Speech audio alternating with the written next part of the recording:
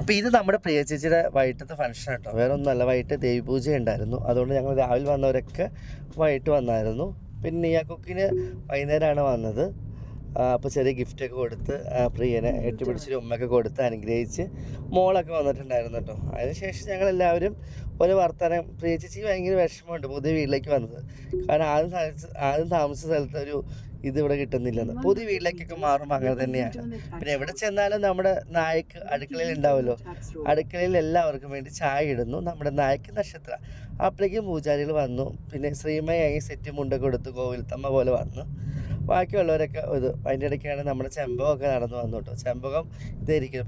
ചെമ്പകം ഭയങ്കര തിരക്കിലാണ്. നമുക്ക് വന്നത് തന്നെ വലിയ ഭാഗ്യം. പിന്നെ പൂജ ആരംഭിച്ചു. പൂജയുടെ ഓരോ കാര്യങ്ങളൊക്കെ ആയിട്ട് നമ്മൾ എല്ലാവരും പൂജയിൽ പങ്കെടുത്തു. നല്ലൊരു ദിവസമായിരുന്നു. കാരണം നമ്മുടെ സ്വന്തം സഹോദരിയുടെ വീട്ടിലെ ഈ ഫംഗ്ഷനിൽ പങ്കെടുക്കാൻ സാധിച്ചതിൽ. അങ്ങനെ ശ്രീമയി, നക്ഷത്ര, പ്രിയ, പേരെടുത്ത് പറയാം എല്ലാവരും, സന്ധ്യമ്മ എല്ലാവരും ഉണ്ടായിരുന്നു. അപ്പോൾ എല്ലാവരും ഞാൻ പ്രാർത്ഥിച്ച് നല്ലൊരു അവർക്ക് അവിടെ ഐശ്വര്യവും എല്ലാം കൊണ്ട് നിറഞ്ഞ ആ വീട്ടിൽ സന്തോഷമായിട്ട് ജീവിക്കാൻ വേണ്ടി ഞങ്ങളുടെ സഹോദരിമാരെല്ലാവരും അവിടെ കൂടെ ഉണ്ടായിരുന്നു. ഇതാണ് ബന്ധങ്ങളുടെ സ്നേഹം.